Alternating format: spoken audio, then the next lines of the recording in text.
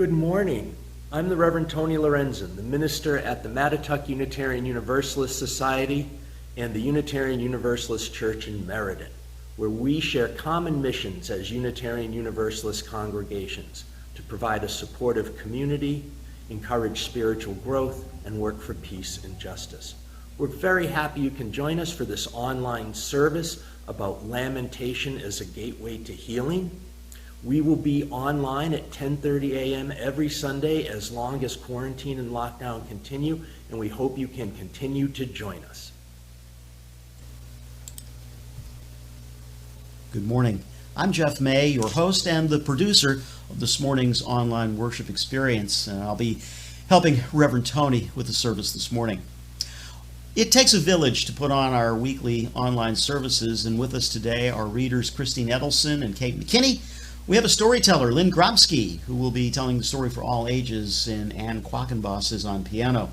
We're also grateful to Eddie Japan and Jaded Mandolin for permission to use their music, to Diane Samazik, Reverend Tony, Misty Lewis, and Denise Pedane for permission to use their art and photographs, and we probably missed some folks, so to whomever else contributed to this morning's service, we certainly thank you.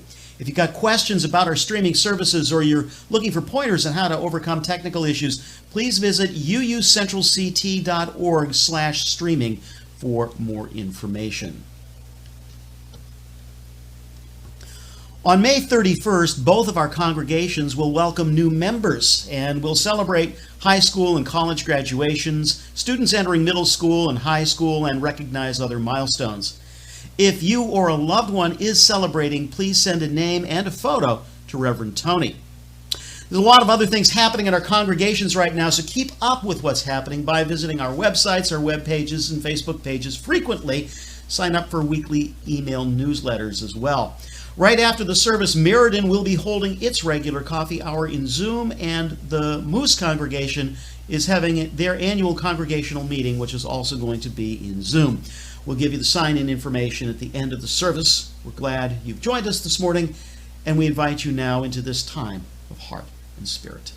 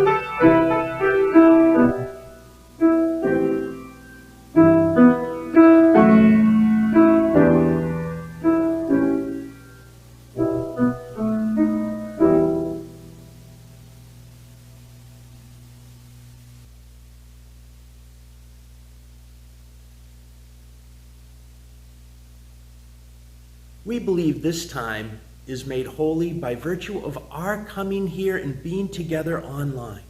As Unitarian Universalists, we start our services by lighting the symbol of our faith, the flaming chalice.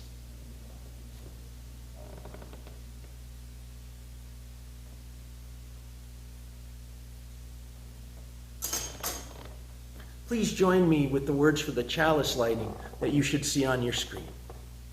May this flame invite us into fellowship, inspire our spirit, and ignite in us a passion for peace and justice.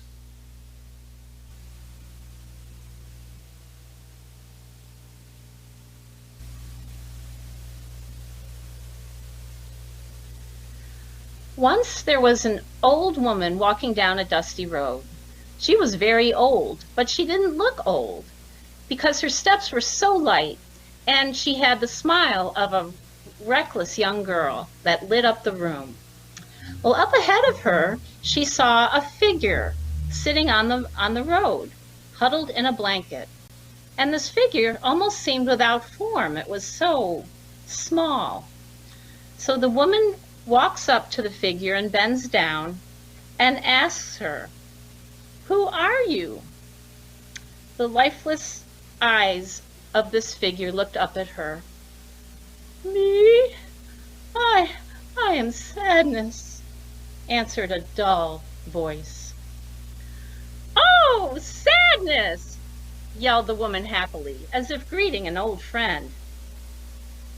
You know me?" "Of course I know you. You've been with me most of my life."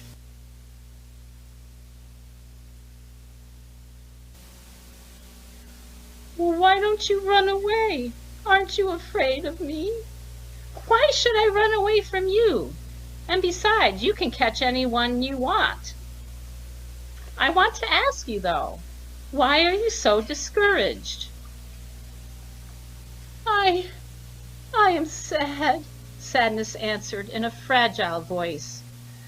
The old woman sat next to her. "So, you are sad." She nodded understandingly. "Go on, Sadness. Tell me why you are so sad and feeling so badly." Sadness sighed deeply. Could someone really want to listen to her? She had wanted this for so long.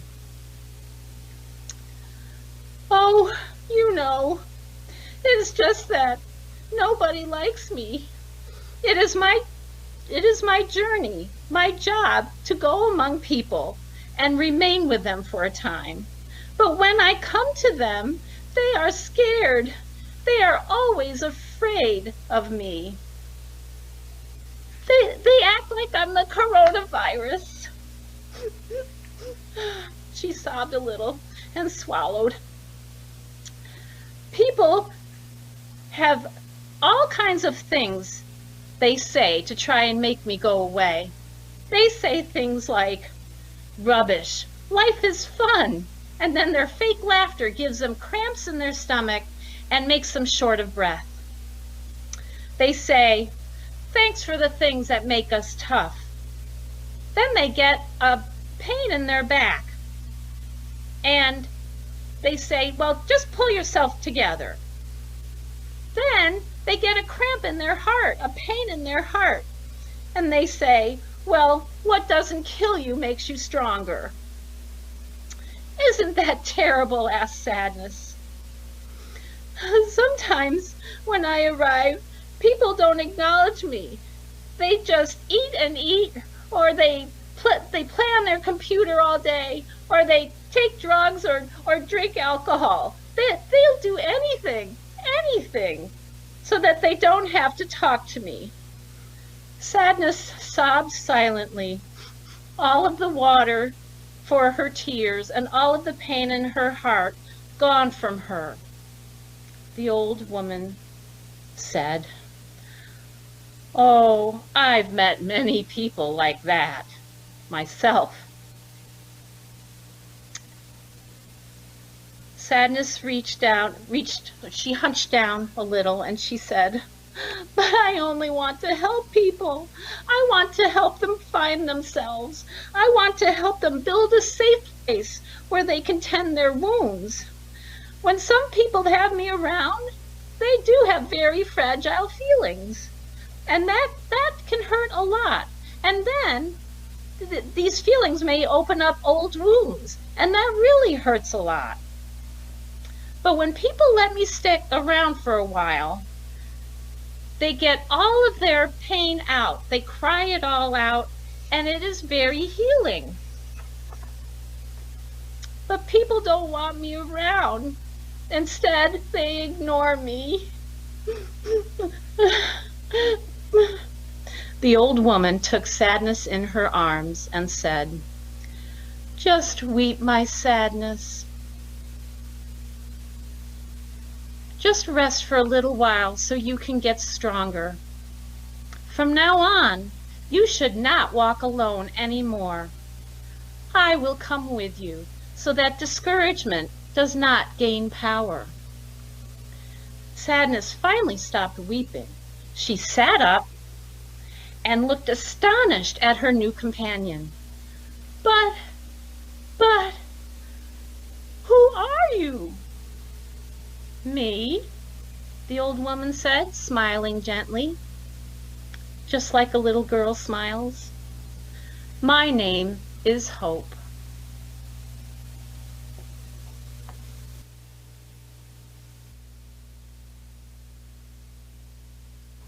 Psalm 22. O my beloved, why have you forsaken me? Why are you so far abandoning me as I groan in misery? O my beloved, I cry by day, but you do not answer, and by night, but find no rest. Yet you are holy, praised through all generations. In you our parents trusted, they trusted, and you did come to their aid. To you they cried and were heard. In you they trusted and were not disappointed. But I seem as nothing, hardly alive, scorned and despised by many. Those who see me make fun at my expense. They ridicule and gossip among themselves. Many like bulls surround me. They come at me with great force. With fire in their eyes and bellowing roars, they charge at me. I am poured out like water, and all my bones are weak. My heart is like wax, melting within my breast. My strength is broken as a shard of pottery, and my mouth is dry. You have laid me in the dust of death.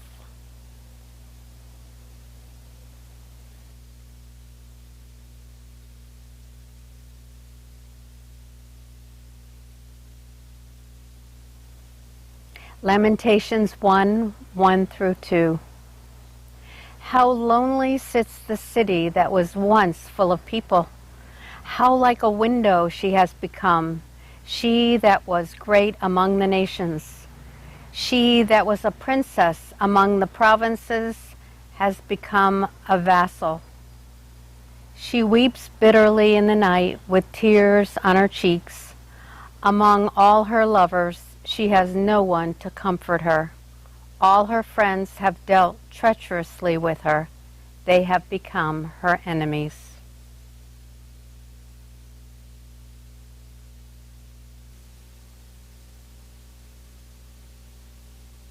Like the familiar laments in Psalms, blues artists forthrightly engaged the issues in life that the church would not discuss, such as sexuality, theodicy, and the unabated despair of the people.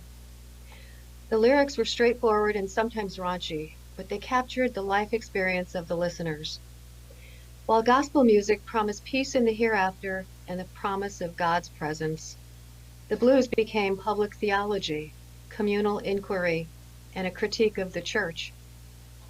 The contemplative moment comes as the cause of the blues is considered within the broader context of God's inexplicable absence or startling intervention.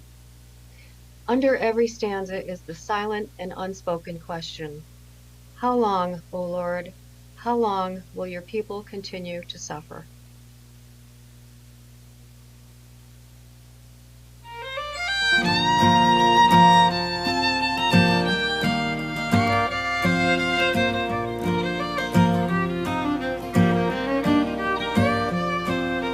Treacherous twisting way marked by broken dreams, their pieces scattered in the moonlight. A wise man stoops to pick them up and carry them back home. In the echo of a lamentation, joy quietly waiting, even though the shadows do fall. The light that brings them will drive away them all.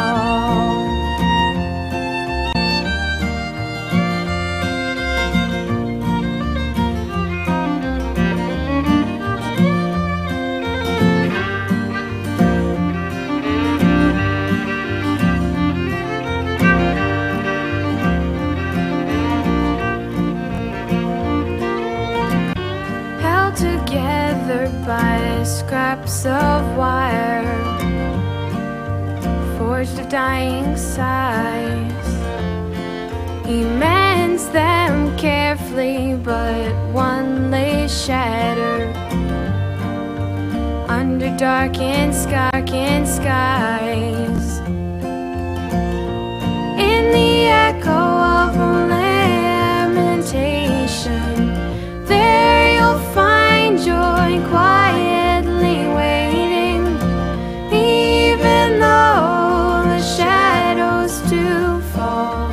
The light that brings them will drive away them all.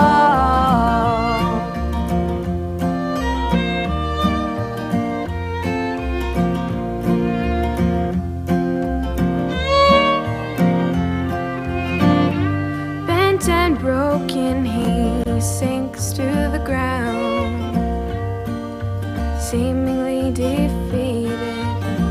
He doesn't make a move or even a sound, but inwardly he's weeping.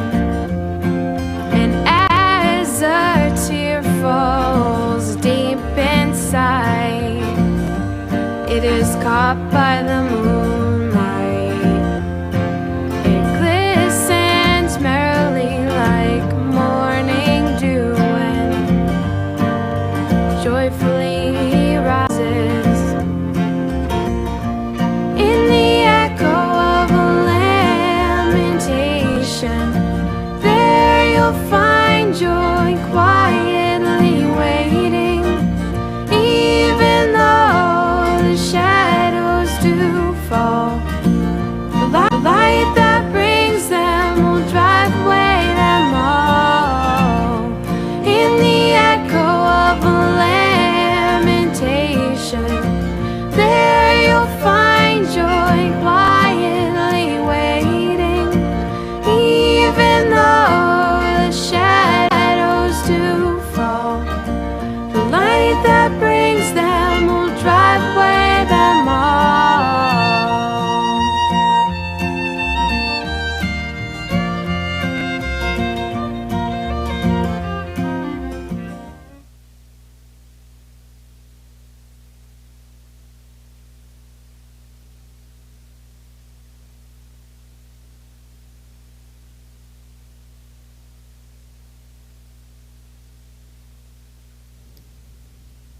I invite you into a time of... Trader Joe's makes my favorite tissues. And they're my favorite tissues because on the side of the box there are a lot of statements that are basically the tissues talking to you, the tissue user, including, I'm there when you're sad. And Trader Joe's tissues were there for me last week when I was sad.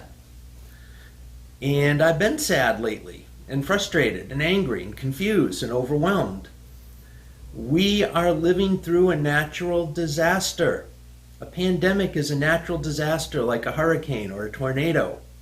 It goes on, and there's crisis, and we don't know what's happening.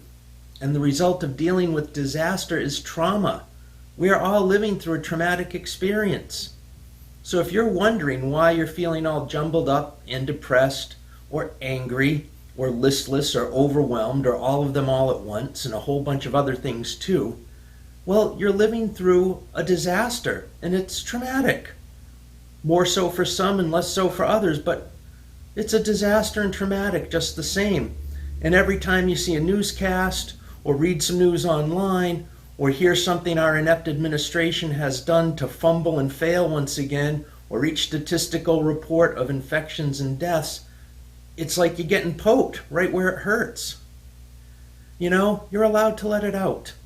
Emote, cry, wail, lament, express all that jumbled up feeling. I did last week. It was great. Had a little bit of a cry, hadn't realized how much I'd been bottling it all up. You know, I think we get afraid that if we let the dam of tears burst, we'll drown in them, but we won't. My Trader Joe's tissues were there for me. And afterwards I felt a lot better.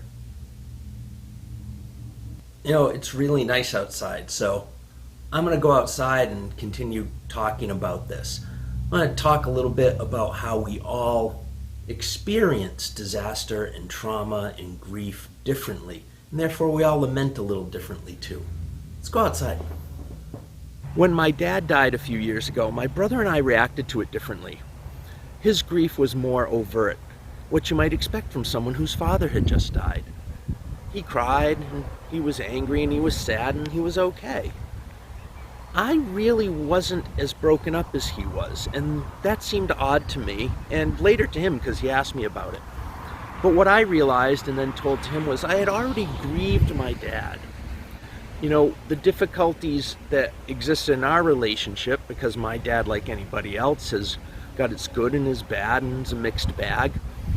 I had to heal from some of that stuff, having a dad who was not present, my parents divorced, and as I grew older realized even though there were great qualities to him, there were things that were not so great, and I had to get over my anger at him for that, for not being perfect, not being the dad I wanted. So I had grieved, in a sense, the loss of my father one way already. My father got Alzheimer's, and by the time he died, he had had Alzheimer's for a number of years, and the dad I knew, especially the best parts of him, hadn't been there for a while, so I had grieved him already in process. Neither my brother's reaction nor mine to my father's death was right or wrong. They were just different. And when we're hurt, and when we're grieving, and when we're sad, and when we're in pain, we all do react a bit differently. When we are grieving and hurt and pain, there's no timeline for healing. There's no right way to do it. There's no script we can give to each other. What we can do is be there for each other. And we can use lament, letting our emotions out as a tool, letting ourselves be sad, express the sadness, express the hurt. And as we lament, we relax a bit.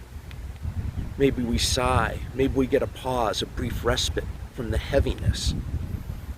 We need others to see and hear us when we are grieving and when we are hurt. And when we find the courage to cry out and to speak out and to create out, to let others know how we feel. We need to be seen and we need to be heard and acknowledged. And that process of lamenting and having that lament heard and acknowledged and seen is definitely a positive step on the road toward healing and sunnier days. Did you ever notice that children have no problem showing their emotions? Children have no problem crying and wailing when they're sad or frustrated or angry. No problem laughing right out loud if they're happy or things are going well. What happens to us when we grow up? We stop doing that. It's not proper, not appropriate. It's not okay to show a lot of emotion. God forbid our emotions make someone else feel uncomfortable.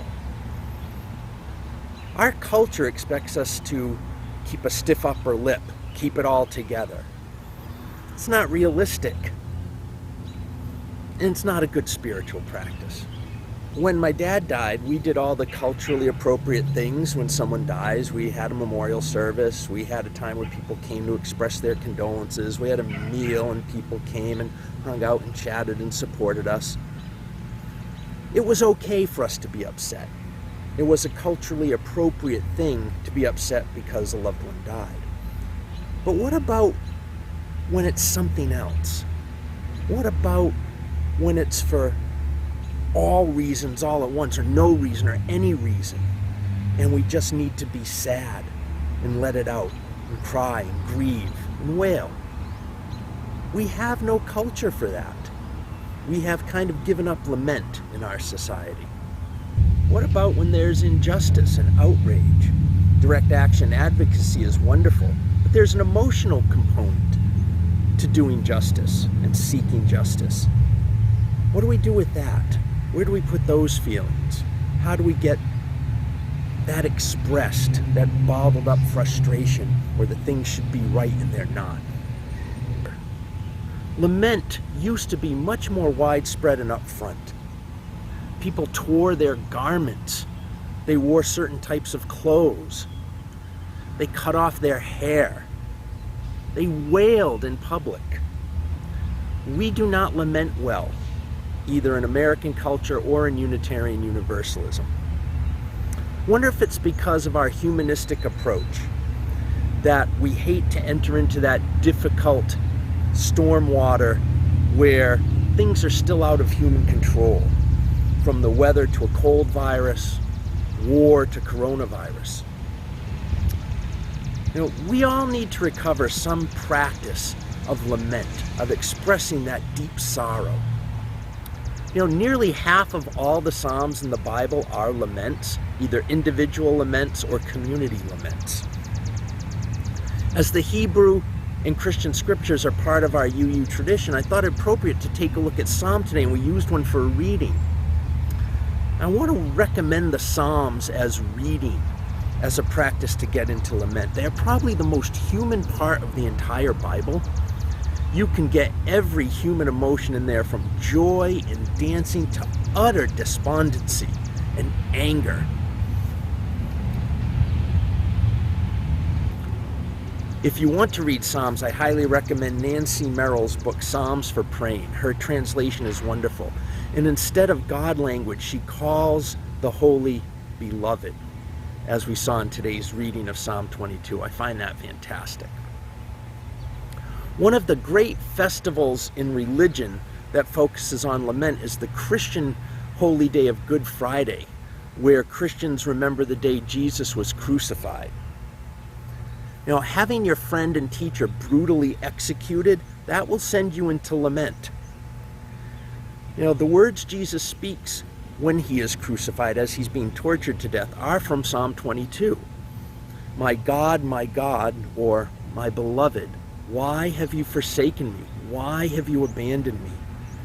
You know, in the times of deep sorrow, that's how we feel. We feel abandoned, if not by God or someone else, just by the promises life was supposed to make to us, that things wouldn't be this awful. And yet sometimes life just is this awful. And we need to lament. Now, crucifixion is one of the most sinister ways to execute people that human beings have ever come up with. It's absolutely horrible. And beyond the Christian tradition, it is recognized as such. In the Jewish writer Chaim Podok's novel, My Name is Asher Lev, he tells the story of a Hasidic Jewish boy who's an artist. And yet his father is the right-hand person for the Rebbe, one of the top-level positions in the Hasidic world. He's right there with, you know, the chief rabbi of the Hasid movement in Brooklyn, and he's got a problem because his son likes to paint and draw. And this is a tradition where we don't make images and idols. So not knowing what to do, Asher Lev's parents get a painter mentor for him, a teacher, an artist who survived the Holocaust and is now a secular Jew. And he teaches Asher, and Asher goes on to create. And Asher's mom has a hard time because her husband's very religious, a very important person in the Hasid world, and her son is an artist, and she's torn in two. And Asher eventually breaks into the art world with a major work called Brooklyn Crucifixion. It's a painting of his mom looking at her from the street through the window of their brownstone in Brooklyn. Her forehead against the window pane, her arms hanging across the crossbar. Scandalous. How can a Jewish artist paint a crucifixion?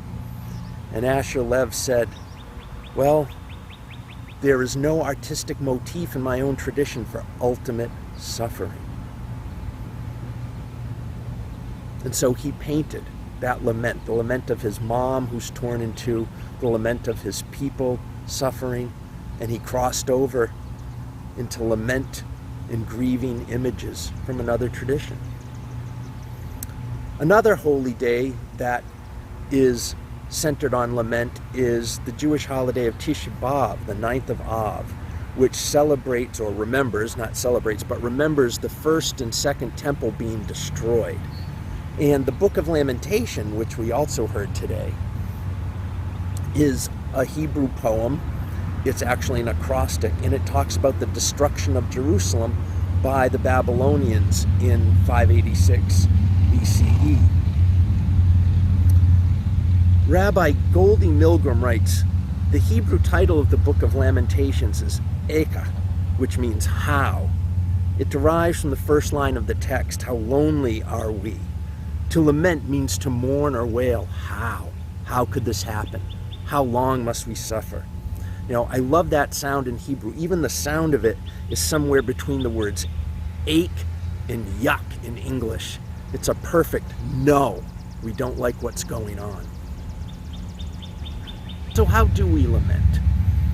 Well, poetry's one way, like the Psalms and Lamentations. Read poetry, write poetry. There's a lot of great poetry of lament, of delving deep into the sorrow that's almost too hard to express, and we must.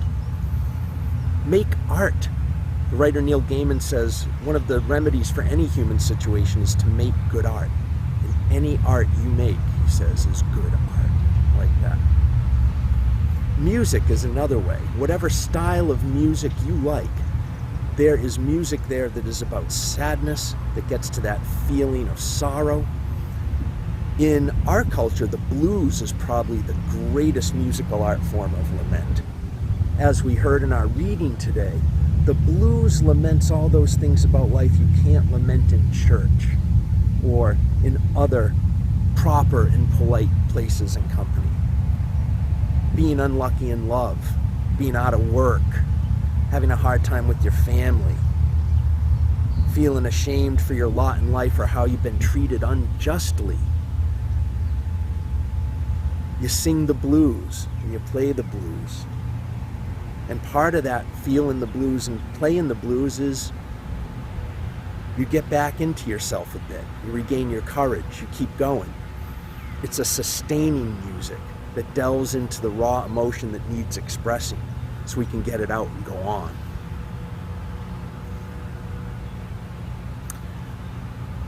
My colleague, the Reverend Joanna Fontaine Crawford down in Texas, has a great way to practice lament.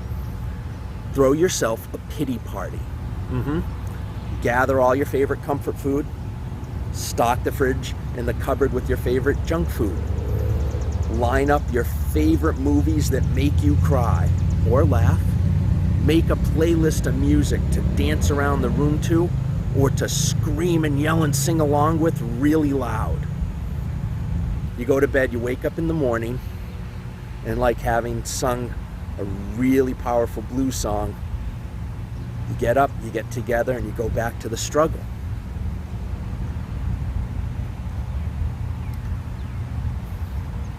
Perhaps the time I grieve most for our lack of lament and our lack of practices around lament is when I'm doing ministry with our elders. There are a lot of times I've been in an assisted living facility, a retirement community, a nursing home, and I've listened to someone talk about how sad they are about what they've lost.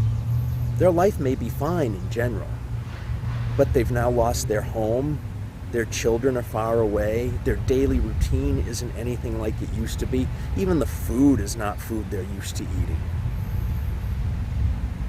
And they want someone to listen to this because they need to practice lamenting. You know, Rabbi Goldie Milgrom says, what usually happens with folks like this is they often get a response about, oh, you're so lucky to be here. It's an excellent facility. You couldn't live on your own anymore. Oh, I'm guilty of having given that response more than once. And even though it was true, it wasn't the response required. Here's what she suggests, which I really love. Perhaps responding to lament is better like this. How sad you sound to have given up your home and your independence and the daily routine you miss and the familiar foods that you preferred. There are probably other things you miss too. Want to tell me about them? That's how we help each other when we're lamenting. It's how it works. You let it out. You're heard. You're seen. You're comforted. And you get up and you go on. Perhaps if we listen to each other's lament, Robert Fleming writes in his book Evil in Silence, we will affirm each other's existence and say yes to life in spite of the pain of right now. He writes, perhaps if we listen attentively, we shall hear amid the roar of empires and states a faint flutter of wings and the gentle stirrings of life and hope. What Robert Fleming is talking about, I think, is part of the reality that makes small group ministry like our Soul Circle so powerful. When you are heard and seen, when the sorrow and the joy that you have to offer is recognized and others are there for you, it does empower us. We do take a step toward healing. We do take a step toward being better able to continue even when things are difficult. Our existence, when affirmed, helps us say yes to life, even though there may be pain and struggle at the moment. You know, even when things might be not so great, we might just hear, faintly on wings, the gentlest of breezes, hope and courage and light. And maybe even a glimpse of healing will arrive. In the echoes of lamentation, there we just might find joy waiting for us.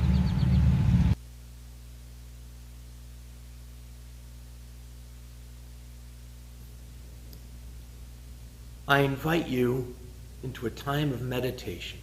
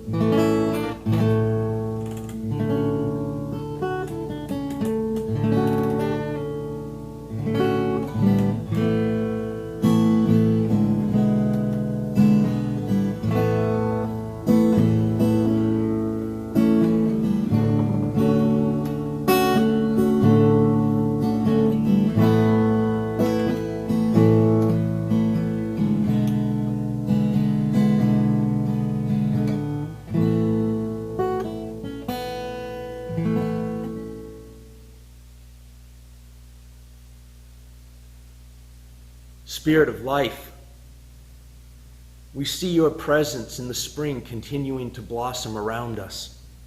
And in spite of the recent cold and wind, we see the green returning, and we feel the sunlight a little warmer on our faces. Many of us are struggling. We can't sort out our feelings. The anxieties seem to entangle in each other, and we drown in a sea of isolation, and we feel overwhelmed. We are fearful about our loved ones, our health, our finances, our jobs, our community, our country. We see the lack of respect for science, and we wonder why we aren't making our decisions better as a community and a country. We see decisions made time and again prioritizing profit over people and the care of the economy over the care of the struggling community. We see the most vulnerable among us without assistance as homeowners get financial relief, but renters do not, and citizen workers get relief, but undocumented workers do not, even though many work in now essential jobs.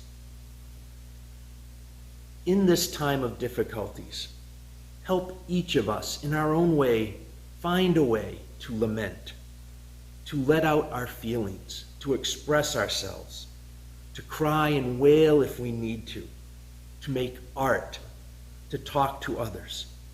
We know there is no magic in this, but we do know that letting ourselves feel our emotions and express them, even if it means feeling rotten, is a step on the road to feeling better and healing, even if that road seems at times a path that takes us 2 steps up and 1 step back.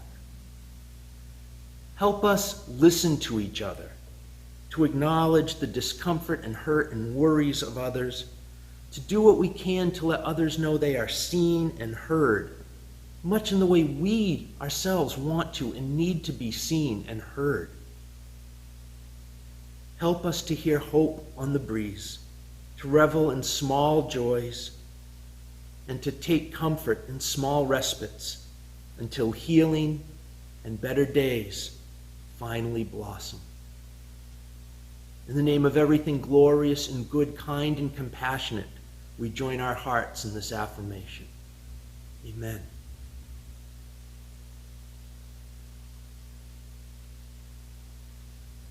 I invite you to share your joys and concerns in the comment and chat windows.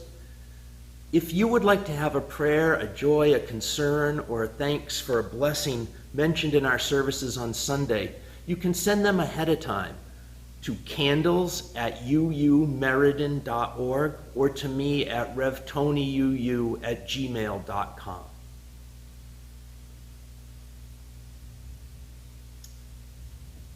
We will close our prayer with Spirit of Life with help from a virtual choir.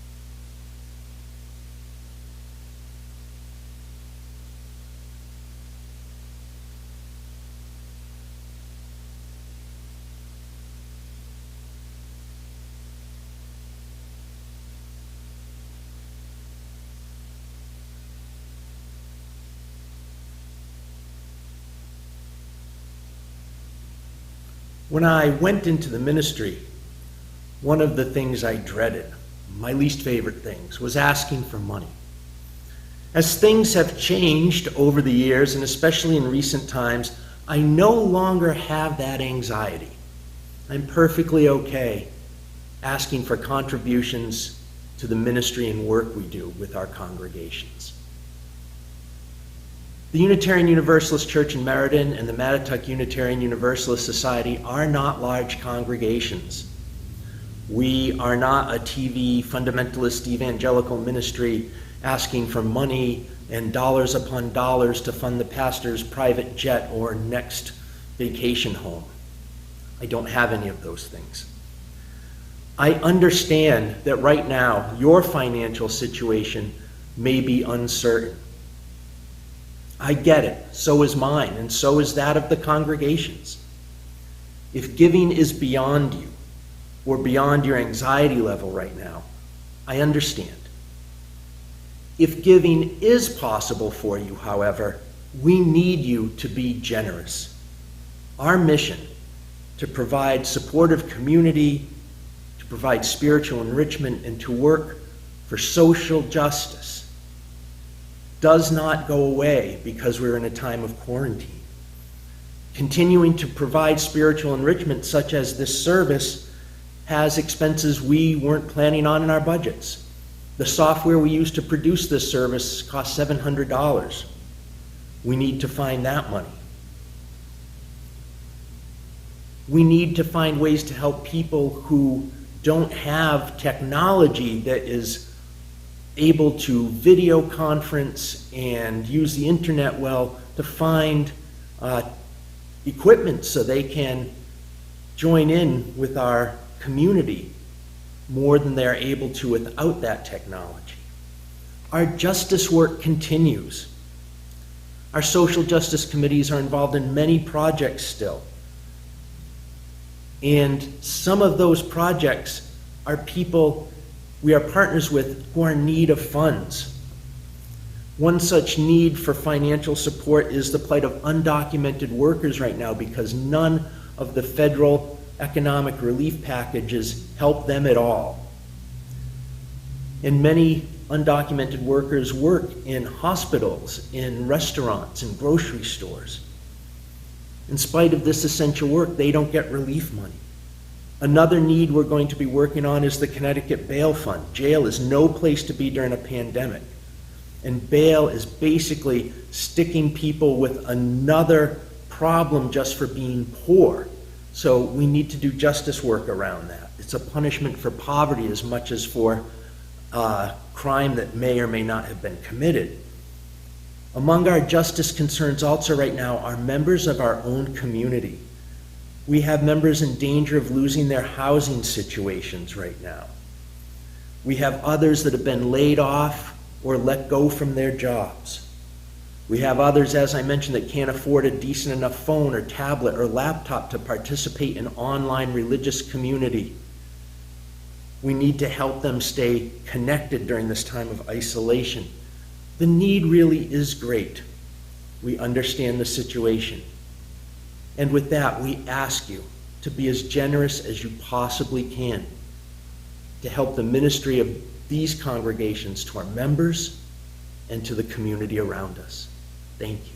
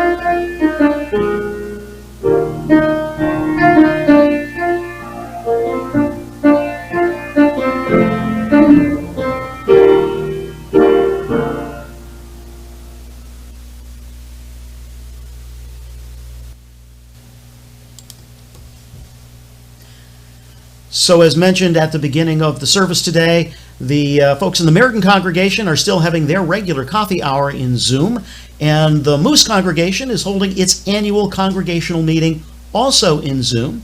The links and information to both of those Zoom meetings are on your screen right now, and someone should be actually posting those in the two chat windows in Facebook as we speak. Even though the quarantine and social isolation goes on, our justice work doesn't stop.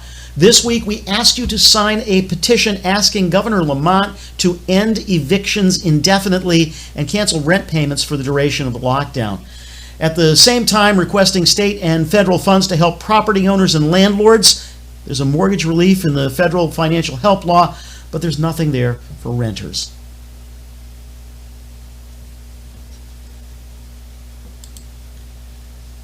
We extinguish the chalice at the end of the service, but we carry its flame in our heart wherever we go.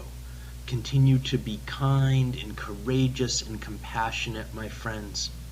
Remember that I love you dearly. Go in peace, holy ones.